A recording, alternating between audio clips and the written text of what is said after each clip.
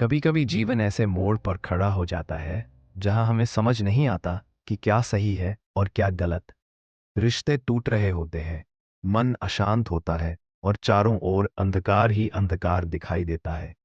हम सोचते हैं मैं क्या करूं, किससे मार्गदर्शन लूं। और ठीक ऐसे ही एक क्षण में महाभारत के युद्ध भूमि पर अर्जुन खड़े थे, जीवन और मृत्यु के बीच उलझे हुए, रिश्तों और धर्म के द्वंद्व में गिरे हुए।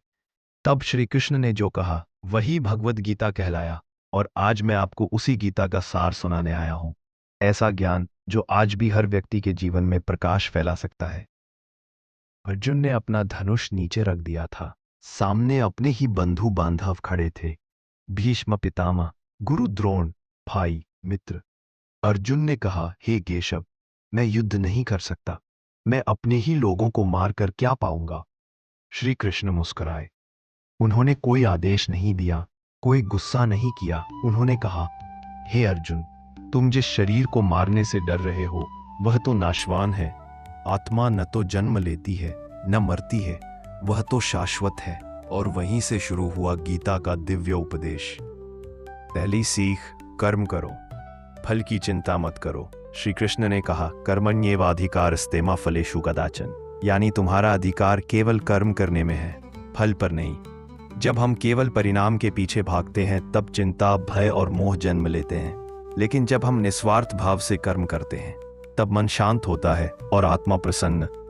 दूसरी सीख, आत्मा अजर अमर है। श्री कृष्ण बोले, न जाते म्रियते वा कदाचित। आत्मा कभी मरती नहीं, कभी जन्म नहीं लेती। यह शरीर केवल एक वस्त्र है जिसे आत्मा समय आने पर बदल लेती है। इसलिए किसी के जाने का शोक मत करो और न ही मृत्यु से भयभीत हो। तीसरी सीख, मोह और आसक्ति ही दुख का कारण है। अर्जुन को सबसे ज्यादा मोह था अपनों के प्रति, पर श्री कृष्ण ने कहा, मोहरूपी अंधकार को ज्ञान की रोशनी से मिटाओ। जब हम किसी से अत्यधिक आसक्ति रखते हैं तब हम स्वयं को खो देते हैं। सच्चा प्रेम मोह नहीं, स्वतंत्रता देता है। चौथी सीख, मन ही मित्र है, मन ही शत्रु। श्री कृष्ण बोले, उद्धरेदात्मनात्मानम नात्मानम अवसादेत। यदि मन नियंत्रित हो जाए तो वह हमारा सबसे बड़ा साथी बनता है, लेकिन अगर वह भटक जाए तो वही हमें नीचे गिरा सकता है। इसलिए सबसे पहले मन को जीतना सीखो। पांचवी सीख, भक्ति और समर्पण ही मोक्ष का मार्ग है। अंत में श्री कृष्ण ने कहा, सर्वधर्मान परित्यज्य मामेकम शरणम व्रज। सारे धर्मों को त्याग कर केवल मेरी समर्पण में आओ, मैं तुम्हें सब पापों से मुक्त कर दूंगा। जब हम संपूर्ण रूप से प्रभु में लीन हो जाते हैं। 4. निष्कर्ष, जीवन में गीता का सार कैसे अपनाएं। गीता कोई पुरानी किताब नहीं, यह आज भी हमारे जीवन की हर स्थिति में मार्गदर्शक बन सकती है।